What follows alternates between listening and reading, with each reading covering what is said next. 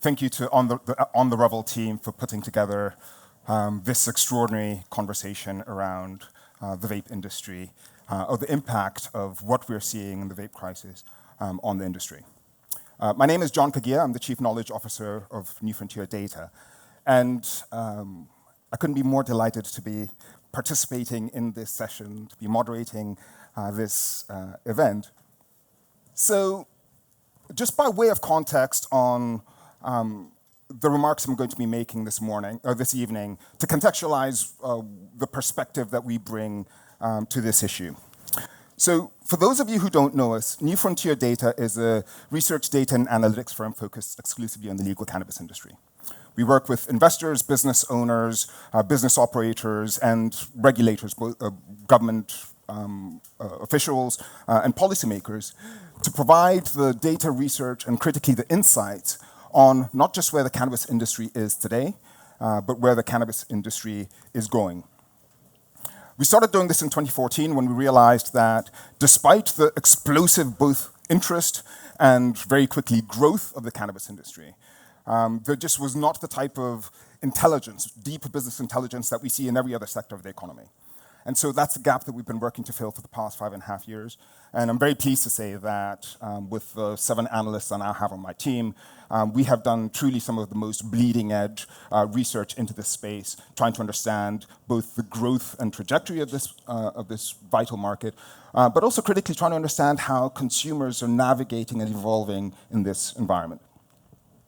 We deliver our solutions through a number of ways. One is critically through our Equio platform, a centralized data repository that houses all of the data, all of the intelligence that we've gathered. We also produce a number of reports over the course of the year. This year, I think we'll have done 16 that span from the size and growth of the global cannabis consumer market to a report we've just released on cultivation trends in cannabis. But this evening, we're here to talk about the vape issue and the impact that the vape issue is going to have, or has been having, on the cannabis industry, and explore some of the potential implications that it could have. And we have an extraordinary panel of speakers, a group of speakers who are going to be both presenting and then joining me on a panel at the end of the evening. And so please, if you have questions, hold them till we get to the panel session. We'll try to get through the remarks quite quickly, give you some time to digest, and then convene the speakers on stage for the Q&A. But first, some broad context on vapes and where they sit in the cannabis economy. Based on New Frontier's most recent projections, we estimate that this year, the cannabis industry is going to top around $13.5 billion, growing to 17 next year, and going through to nearly $25 billion by 2025. That's just the legal market. So that's just legal cannabis sales in the states where cannabis is currently being sold. It doesn't assume any federal legalization. It doesn't assume any new states activating programs within that time period. So $30 billion by 2025, it's a huge opportunity. And vapes are making up an increasingly large component of that. By our estimates, just this year alone, we're looking at nearly a $5 billion vape market, with vapes accounting for about 29–30% of the market. And as we talk about sheer volume, which is why this issue is so important, with our estimate of nearly 140 million vape units sold this year, you can understand why an issue disrupting or undermining this market would be of such interest and of such consequence to this market. So who's consuming vapes? First, some context of the cannabis consumer. We have nearly 25 million Americans who consume cannabis regularly, who say they consumed cannabis in the past month, about 10%. Of those, 5.5 million, based on our consumer data, say they've consumed, we estimate have consumed a vape product in the past month, 22%. And just an interesting point as we think about vapes in the context of the legal market. We looked at sales transactions from nearly 20 markets and found that when you looked at what people have in their baskets, for each transaction, based on the product categories included, vapes were the one product category consumers were spending the most on, nearly $90 per transaction. So you have not only big volumes in sales, 140 million units sold, but you've got consumers spending intensely on this product category. Two reasons why this is such an important issue for this industry. Now, on the left, we show that vapes are the second most popular category after flower. But why that's remarkable is that the vape category is actually a relatively new category. So if you think about the history of cannabis, people have been smoking for millennia. Literally, I think we've got now early traces going back nearly 10,000 years to the first signs of cannabis domestication. But vapes broadly were only really hitting their stride in the market around the time Colorado legalized in 2014. And so we've gone from flower being the primary, joints, pipes, bongs, that sort of thing, being the primary way in which cannabis was consumed. When Colorado first legalized, flower made up like 90% of their sales. To that falling to 50% as all of these new product categories come in, the vapes, the edibles, and extracts, etc. Within that, vapes have been the fastest growing category, now commanding nearly 30% of the market. And so because they have represented such an extraordinary growth trajectory, and interestingly, one of the reasons why consumers have been so responsive to these products is because of the convenience, the portability, etc. It's meant that there's been a huge amount of investment, both in the R&D around vape products as well as in the companies that are pursuing this category. And even as vapes have grown to about 30% of the market, we have seen, just in the past couple of months, a slight degradation in that share of market in response, we believe, to this vape issue. So if for the year we were on track to vapes accounting for about 30% of the market, just in the past couple of months we've dropped to about 25%. And those are market-moving numbers. So what is eValley? What is the vape issue that has convened us here this evening? The CDC's descriptor is it's the e-cigarette or vaping product use associated lung injury. Basically, patients who have consumed some of these products have reported everything from shortness of breath, acute body aches, fever, fatigue, and in some cases, catastrophic pulmonary damage, catastrophic damage to their lungs. As the head surgeon who led a double lung transplant in a teenager said, what I saw in his lungs was like nothing I'd ever seen. It's an evil unlike any I've faced before. So while for a small number of patients, the results of consuming these products has been catastrophic. The CDC still doesn't know what the cause is, although it has implicated vitamin E acetate as a potential culprit.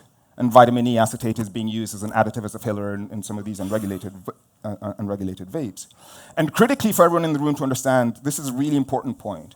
The vast majority of the cases we've seen of eValley have been in unregulated markets and caused by unregulated products. So people who are living in states where cannabis is not legal and have purchased, whether they're knockoff brand or just fully illicit products that have led to this issue.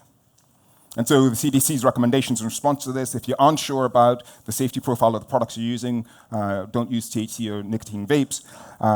Definitely don't buy them from unregulated sources. And do continue to monitor your health if you are continuing to vape to ensure that you're proactive in getting medical attention if needed. So what has been the scope of the crisis? Over 2,000 people have been made ill so far. We've had 42 deaths. Most of them are men. This is a young person's condition. We've had nearly 80% of them were under the age of 35. And interestingly, the majority of these cases were with unregulated THC products. So a smaller proportion were e-cigarette products, but the majority of these were THC. It's a nationwide problem. So we've seen cases, again, largely across both unregulated, so markets where cannabis is not legal or only legal on a limited basis, as well as in states like California, where you just have a massive, massive unregulated market.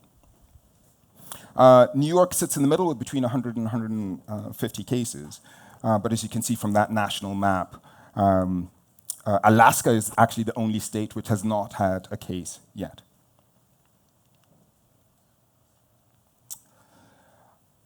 I only wanted to show this just to give you a sense of how differently vapes perform as a product category across these markets. So here we're showing the 3 months from June to August and then September through November, showing how the performance of the states has varied.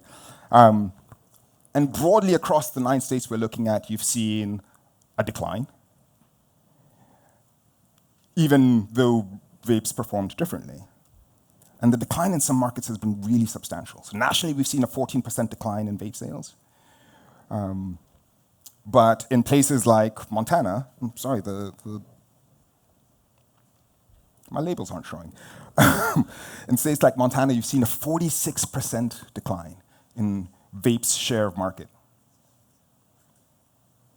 So clearly some patients, and the declines have been most acute in medical markets, and we suspect part of the reason for that is patients are seeing the news, particularly those who are using medical in a truly therapeutic way, and understandably some have become concerned and are adjusting their behavior accordingly.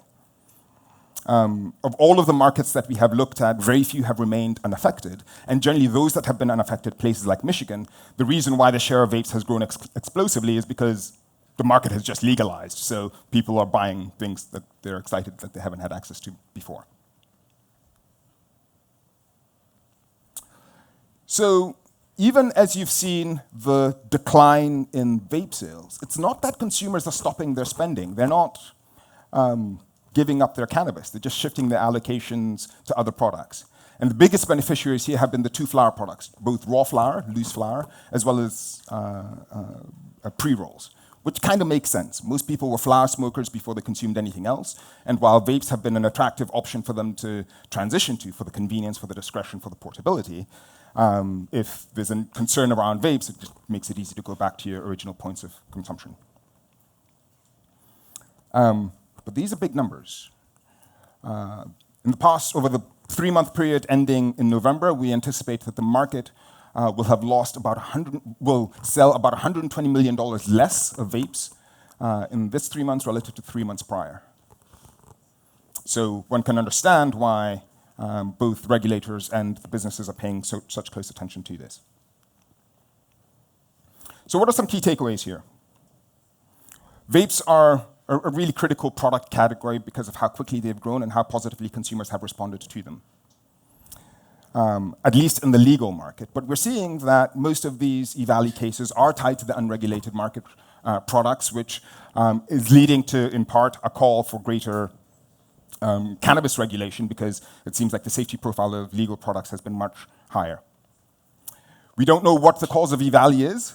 Vitamin E acetate appears to be the primary culprit, but the CDC's investigation continues, and we would strongly urge anyone from jumping to conclusions until the investigation is done.